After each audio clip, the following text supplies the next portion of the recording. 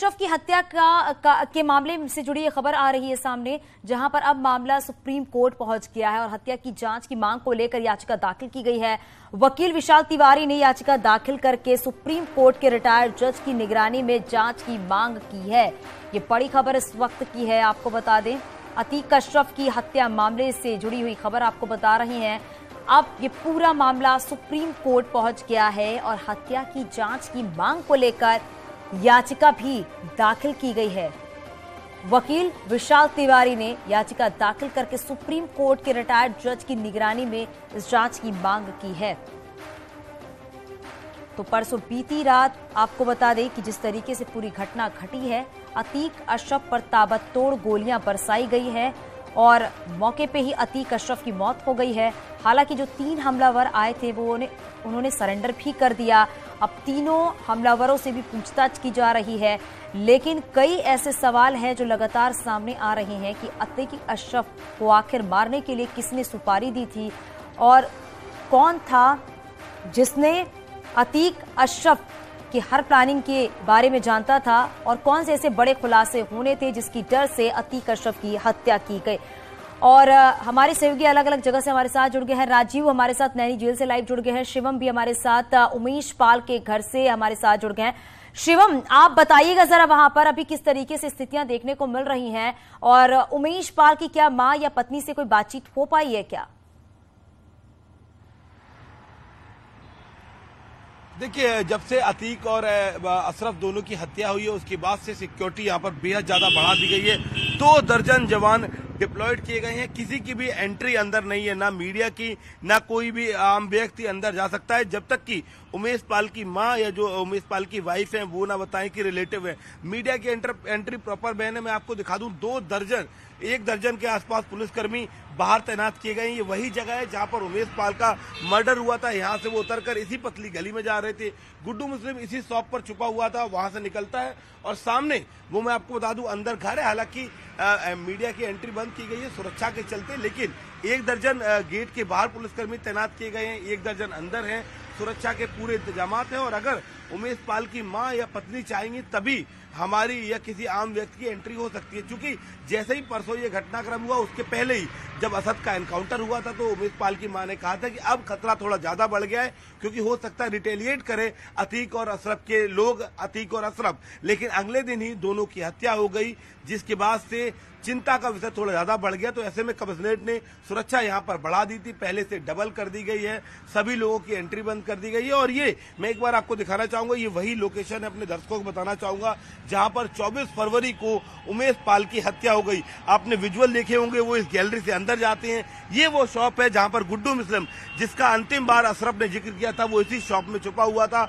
उमेश पाल इस तरफ से आते हैं, यहाँ पर उनकी गाड़ी रुकती है और यहाँ से वो जैसे ही अपने घर की ओर बढ़ते हैं, इधर कदम रखते हैं और यहाँ पर उनको अतीक और अशरफ के गुर्गे, जिसमें असद, गुलाम जैसे लोग शामिल थे, हत्या कर देते हैं। हालांकि 2 उनको गार्ड प्रोवाइड कराए गए थे, 2 पुलिस कांस्टेबल प्रोवाइड कराए थे सुरक्षा के लिए, उनकी भी दर्दनाक मौत हो जाती है। जिसके बाद असद और गुलाम का एनकाउंटर हुआ और परसों शाम को इसी प्रयागराज में जहां अतीक अहमद अशरफ का जलजला होता था, जिनका साम्राज्य खड़ा था, उनकी भी हत्या कर दी गई। उसके बाद से यहाँ सिक्योरिटी इतनी ज्यादा बढ़ा दी गई क्योंकि आपको याद होगा मीडिया कर्मी बनकर आए थे अतीक और अशरफ के हत्यारे। ऐसे में फिलहाल मीडिया की एंट्री बैन है, सुरक्षा बेहद ज्यादा है। बिल्कुल शिवम, क्योंकि सुरक्षा के पुख्ता इंतजाम कर दिए गए हैं। अब इस बात का डर लग रहा है कि अतीक अशरफ की गोलियों से भुनकर हत्या कर दी गई है, उसके बाद चिंता और बढ़ गई है। आप हमारे साथ बने रहिएगा। राजीव भी हमारे साथ नैनी जेल से हैं। राजीव, आप भी जरा बताइएगा, क्योंकि 15 अप्रैल की रात जिस तरीके से अतीक और अशरफ पर गोलियां बरसाई गई हैं, उसके बाद अब तमाम सवाल खड़े हो रहे हैं। अब ये पूरा मामला जो है वो सुप्रीम कोर्ट में चला गया है और वकील विशाल तिवारी ने इस पूरे मामले में याचिका भी दाखिल कर दी है। अब देखना यह होगा कि कोर्ट की तरफ से क्या टिप्पणी होती है और अतीक अशरफ के मर्डर के पीछे किसका हाथ है। देखिए, अगर बात की जाए तो माफिया अतीक और अशरफ की हत्या के बाद प्रयागराज में अभी भी तनावपूर्ण शांति बनी हुई है, जिसके चलते अभी भी 24 घंटे बाद भी जो इंटरनेट सेवाएं हैं वो बंद करके रखी गई हैं। इंटरनेट सेवाओं फिलहाल खोली नहीं गई हैं कि जिसके जरिए कोई अप्रिय घटना न हो, कोई फर्जी अफवाह फैले। और लगातार जो सेंसिटिव इलाके हैं, खासकर चकिया या फिर धूमनगंज इलाके में भारी संख्या में पुलिस फोर्स की तैनाती कर जो पुलिस और प्रशासनिक अफसर हैं वो लगातार गश्त कर रहे हैं।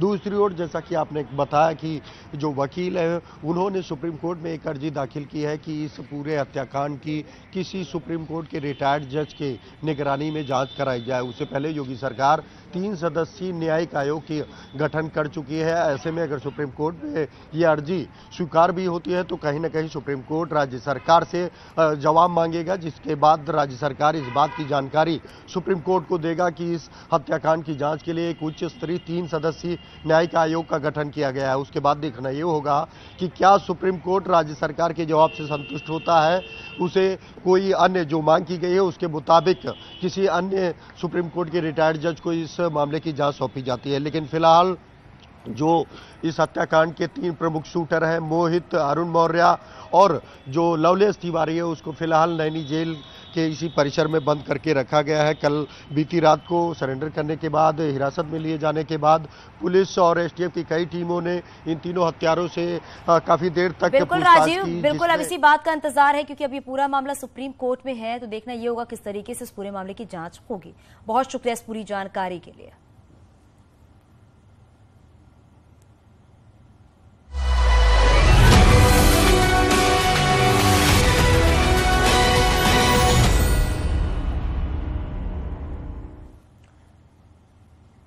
और चलिए बात करते हैं, बीजेपी ने जारी किया पहले चरण के लिए 10 मेयर उम्मीदवारों की लिस्ट।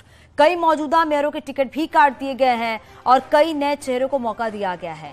मंत्री नंद गोपाल गुप्ता की पत्नी अभिलाषा नंदी का भी प्रयागराज से टिकट कट गया है और इसके साथ ही लखनऊ से सुषमा को टिकट, तो गोरखपुर से मंगलेश श्रीवास्तव, वाराणसी से अशोक तिवारी को टिकट, तो वहीं आगरा से हेमलता दिवाकर को टिकट दिया गया है। वहीं निकाय चुनाव के पहले चरण के नामांकन की आज आखिरी तारीख है।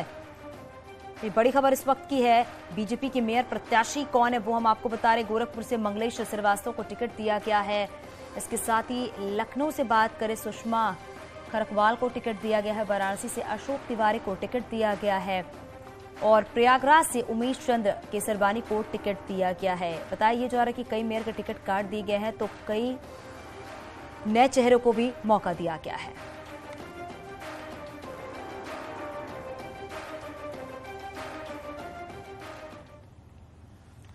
निकाय चुनाव के पहले चरण के लिए रविवार को बीजेपी ने नगर पालिका और नगर पंचायतों के अध्यक्षों की भी लिस्ट जारी कर दी है और पहले चरण के आखिरी दिन बीजेपी ने सभी प्रत्याशी ने अपना अपना नामांकन पत्र दाखिल करेंगे आज और सभी जिलों में नगर पालिका परिषद और नगर पंचायतों में बीजेपी प्रत्याशियों की अगर बात करें तो अपना नामांकन दाखिल करेंगे। निकाय चुनाव से जुड़ी बड़ी खबर मिल रही है। बीजेपी और निषाद पार्टी का निकाय चुनाव में गठबंधन टूटा है।